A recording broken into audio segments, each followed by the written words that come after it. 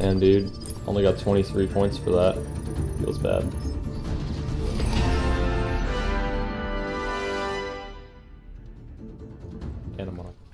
Hey everybody, Podgy here with my first commentary in actually quite a long time. It's been a while, even though last time I made a commentary I said I was going to be making more commentaries. Well, that obviously did not happen, mostly for reasons that I don't really want to discuss in this video because I've got more important things to talk about.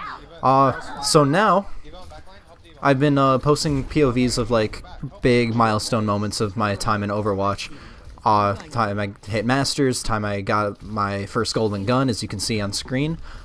But now we're going to be talking about hitting grandmasters.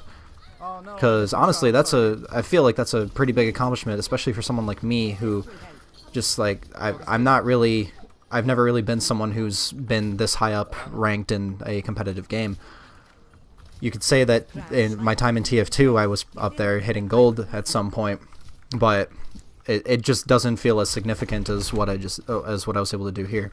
Watch for boots. And I guess really what I wanted to say during this video is kind of like my little like story of how I managed to do it, and maybe some tips that people that do watch these videos would be able to use in ranking up themselves. I know they're probably not gonna be able to get up to grandmaster, but you never know what happens. So at the beginning of this season, of season 3, just to date this video, I started out around 2800 in platinum. It's mostly because I started late playing this game. I did play it during the original beta, but the problem was I was still playing on my really crappy laptop, and I was barely hitting the frame rate requirements and stuff like that. So once the game released, I played a little bit of it for quick play, but I knew I couldn't play it, and I knew I needed to wait until I actually had a capable computer. So I had the ideas of how this game was played. I still watched it. I watched a lot of the esports scene, so I already had a lot of concepts down, but I didn't have a lot of the mechanics set. And during Season 2, I finally got my new computer, and I started playing this game more and more, but I thought I would actually be a DPS main. I played a lot of Soldier, I played a lot of McCree, I did play a lot of Lucio and Zen as well, but I didn't really have a lot of skill with Ana yet. I knew that she was starting to be a really high-picked hero. I understood her kit to an extent, but I never really picked her too much until towards the last month of the season. And then once I started picking her, I never really went back. I just took the time in platinum to get used to her, understand her stuff, and I found out how much I just loved it because I was still able to snipe, and I come from a sniping background in TF2 and Counter-Strike, but I was also able to use my support game sense and just kind of hybrid it out, and it just kind of went from there. So then when Season 3 hit and my rank basically did not change, I made it my sole duty to master this class, or this hero, sorry.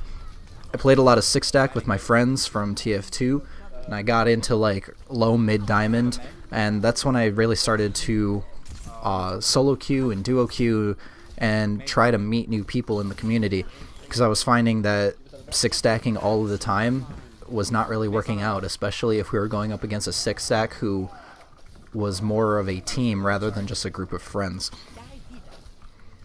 And when I noticed that when I was playing solo queue or duo queue or even triple queue, I was having more success, probably because both teams were more random and less coordinated, but it allowed me to practice more and more, both in my mechanical sense of the game, but also in dealing with people who might get more easily tilted or just were not performing as well as they could. And it basically enabled me to enable them to play better by just healing the living crap out of them. And by successfully healing the crap out of them, I actually met a lot of cool people. Like, I'd meet tank mains, I'd meet DPS mains that were like, oh my god, do you want to queue with me, or do you want to queue with the two of us? And that's honestly how I met a few of the people that I almost strictly duo and triple queue today. And as you can probably guess, with all these queues, I was almost strictly playing Ana. If you look at my career profile, I have just an absurd amount of hours on Ana, with like a couple of hours on Lucio Zen, and maybe 2 or 3 games played on Mei, Soldier, and Diva, not combined, but individually. And yeah, one could argue that me playing arguably the best healer in Season 3 is what boosted my rank, and that Blizzard was the only reason why I was able to get up into Grandmaster from Season 2 Platinum. But honestly, if you've played Overwatch enough competitively, you'll find that there are plenty of really crap Ana mains, and I feel like I am not one of those people. I mean, I've got the rating to prove it, I would hope to say, being as high as I am. But I wouldn't say getting up here was all me. I did my homework. I learned a lot of stuff just by mostly watching YouTube videos of like even just the regular ones like Overwatch Central or Your Overwatch, just understanding how Ana was played, how the other heroes were played, how the meta was played, the off-meta characters, how those fit in, and just trying to get an overall feel, because I feel like Ana right now, like even after the PTR changes go live into the main game, Ana's still going to be one of those heroes that can really control the field, just like how a Mei can or a Pharah can, or a Roadhog, and decide who wins or loses every match. Because just like how the hero implies, Ana is a freaking mother.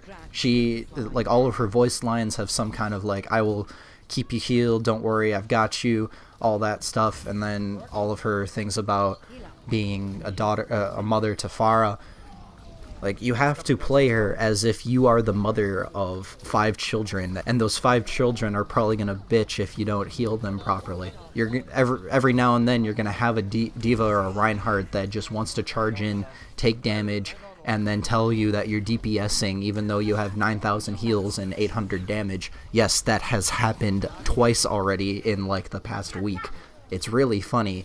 Even in high ranks, there are people like this who think that they can take on the world and expect to be solo-pocketed healed from long range from an Ana. But I digress a little bit. Those are the kinds of things that you just have to ignore and just try to deal with as best as you can. Maybe focus your healing a little more on that person. Hopefully you have a Zen or a Lucio that's able to stay with the other heroes that are actually playing the game a little more properly, and deal with healing just a little bit more while you're trying to keep your 6th player alive. But yeah, being Ana means being a mother, and you have to tend to your kids however they're gonna be. Like, you can try to direct them into the right direction, but they are still their own people. And a lot of the times you're gonna have to be the diffuser of a lot of heat. Like, if your tanks are getting angry at your DPS or vice versa, you gotta be like, okay guys, let's chill, just take a deep breath. If we have to, let's just switch it up a little bit. We can go off meta. Just try to be that person that can steer the conversation towards the right direction and towards success. This is not going to happen all the time. I've lost games just because people were hard tilted and there was nothing I could do to change that. But there have also been plenty of games where people were starting to get tilted, and I'm like, guys, let's not get discouraged just yet. There's still time. We can pull through this. Let's make these couple off picks that they're probably not going to expect, and we'll go from there. And if people are willing to do that, there's a lot of stuff that can really go well. Like, even I'll say, hey, let's just switch to a dive comp. We can do Zen Lucio like the old days. They're not going to be able to understand how to deal with that.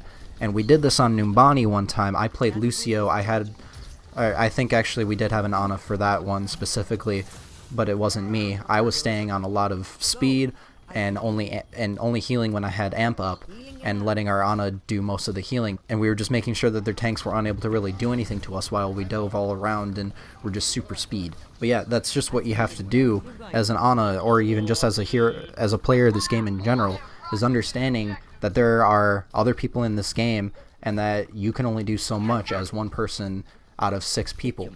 So really, I can really only attribute me getting up to Grandmaster is learning about all of the other heroes while learning my own kit, and then also playing the mother role, which works best when you are a support hero that can burst heal like a god.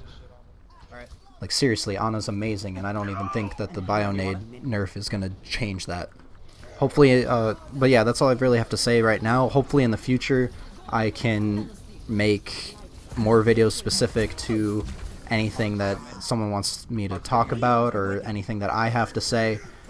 I do have a couple of topics that I'm thinking about, but I'm not going to get into that. You know how I am.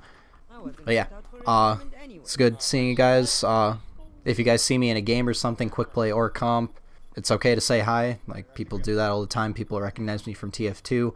I get either, hey, what up, Podgy, or oh my god, it's Podgy the Machina nerd, uninstall, you're such a bad player, noob, blah, blah, blah, blah, blah. That was a weird noise, but that's literally how they sound. Oh my god. It's a new game, people. Get the fuck over it. Alright, that's all I have to say. I'll see you guys in the next one.